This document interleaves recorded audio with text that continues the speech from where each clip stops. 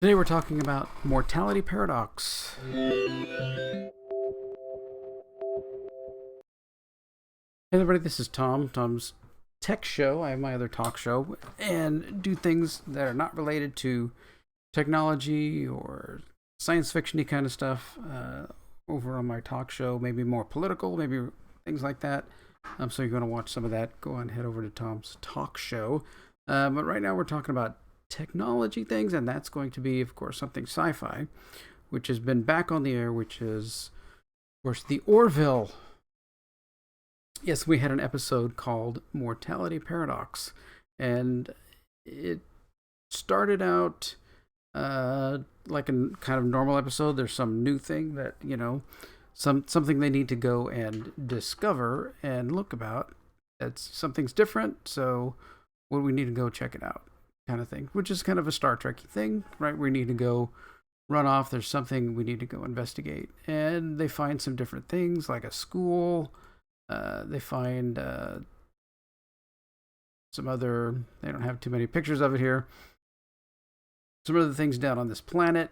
And they go and like Gordon almost gets eaten by a creature and stuff and things like that. And I'm thinking to myself, okay, this kind of reminds me of a few episodes of the original series, which they do often pay homage and pay, kind of attention to kind of original series things. One is the Squire of Gothos, who was kind of able to make, had power to be able to manipulate things and change things around, and he had this courtroom. They were not as quite as elaborate as what we were dealing with in the Mortality Paradox, but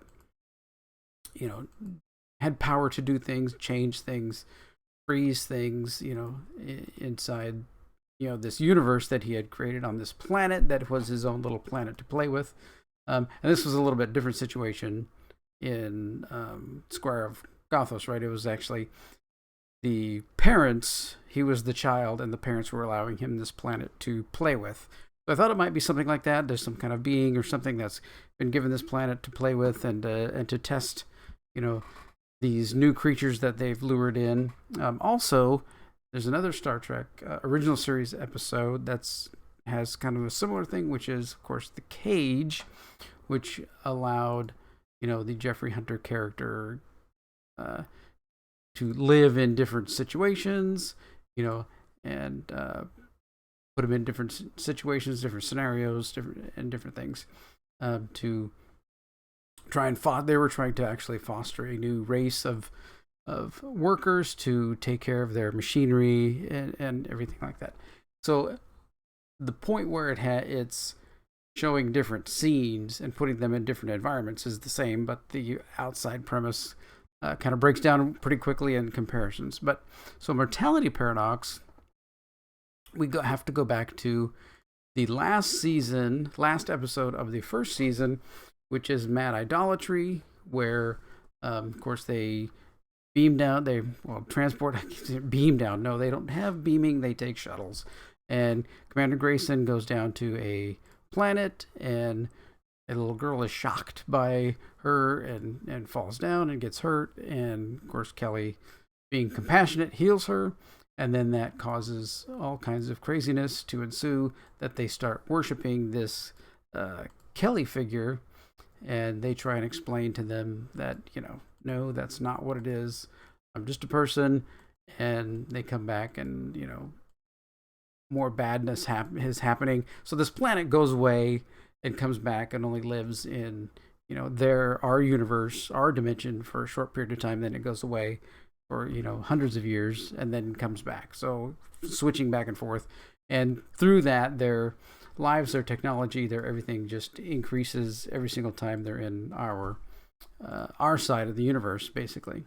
And through that, and these people are the ones that eventually are here in the Mortality Paradox, right? They've technology and biology and everything, they've been able to manipulate it in such a way that they basically are living forever. So they want to be able to experience what that feeling is at the point of, dying? What are those emotions? What are those things like? There was another episode somewhere that was similar. I can't quite remember what it was. That they were trying to feel the emotions of, the other creature because they didn't have the emotions. If you know what that is, put in the comments down below. But it was a pretty good episode. I mean, it was very, throwing them through all the different environments and worlds and everything in the episode. Really had that feeling like somebody's setting something up. Somebody's, they're actually being injured, so it's not like a holodeck where they, there's a safety protocols, so it's kind of, interesting in that respect and all the different zones. And then when they finally give up, it's like, no, we're not moving forward. We're not, because they kept opening new doors. Like they would have something happen, then a door would open and they would go into the next world, kind of like they were playing Dungeons and Dragons in reality. Like they were the pawns. See, that's also what I kind of thought. Like maybe they were the pawns in, the little figures in a Dungeons and Dragons kind of game where they're moving things, around like a Q scenario where he's there just, putting them into all these situations just to mess with them. Like, oh, look at these puny humans, and maybe that would be an interesting crossover episode, right? Let's bring Q, let's get John Delancey over here and let's bring him in and let's have him do some things inside the Orville universe. That would be an enormously fun episode. I don't know that they would ever do that because they only have so many. They're only doing like 10 or 12 right this season, so that'd be a lot to let go, to use on one whole episode of the Orville just to have a Q crossover episode. But wouldn't that be cool? Season 4 started off with just John Delancey as Q, just sitting there going, "I'm interested in what you're doing," and then just take over and a whole episode. That would be. Oh, I want that to happen. I want that to happen so much. Oh my gosh.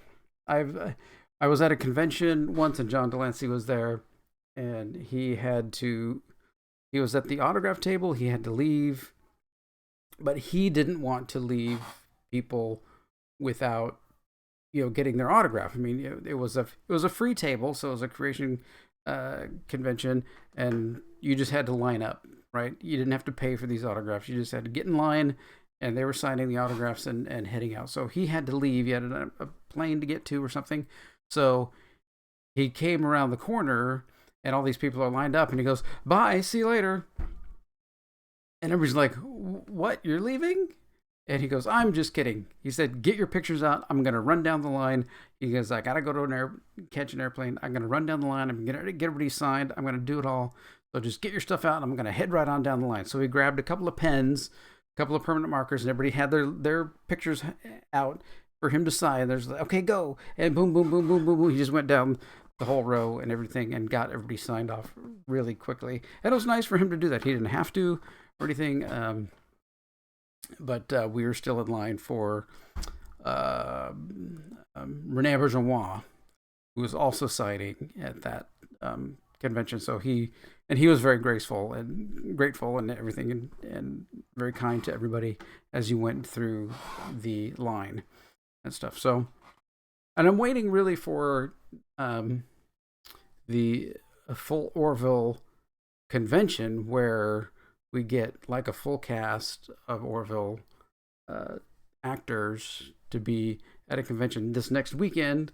We're actually going to Mrs. Tech Show, of course, is full into, Supernatural. Now that it's off the air, it's even worse. But so we're going to the Supernatural convention in Orlando. And so she's getting the picture between, Jason and Jensen and whoever they are that were the two leads of the thing. And it's really irritating because it's going to be a mask thing. It's like, have to have COVID tests before. I'm like, wait a minute, this is Florida. Nobody does any of that stuff here. I mean, what's going on, kind of thing.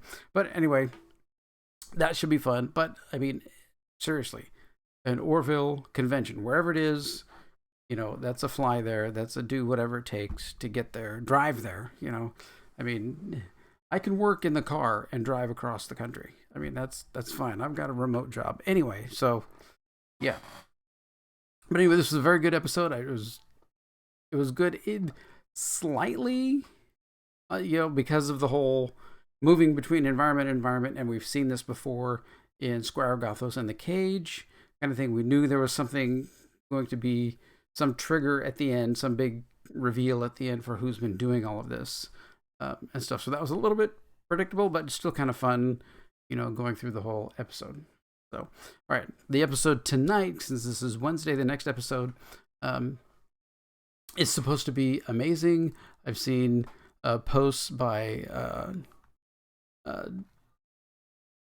Seth MacFarlane that this is going to be one of the crazy, fun, amazing episodes, this Gently Falling Rain. So we'll see what happens in this one. The crew leads a unique delegation to sign a peace treaty with the Krill. So we'll find out where that leads us. All right, should be fun. Great episodes. And I like that they're longer, and I like that they're not doing all, we've got more time. Let's just fill it with garbage special effects. I mean, even fill it with amazing special effects. Sorry. But filling it with story and character interactions. Let's have, you have the main storyline. Let's have a sub storyline like, Next Generation always had. They always had some other main characters doing something, and then they would have a sub storyline and stuff in that. And maybe even some get 2 sub storylines, in there, and be able to do that. That's really, really good stuff, building those characters like that. All right. Just grateful to have this show back on, being able to see it and everything else.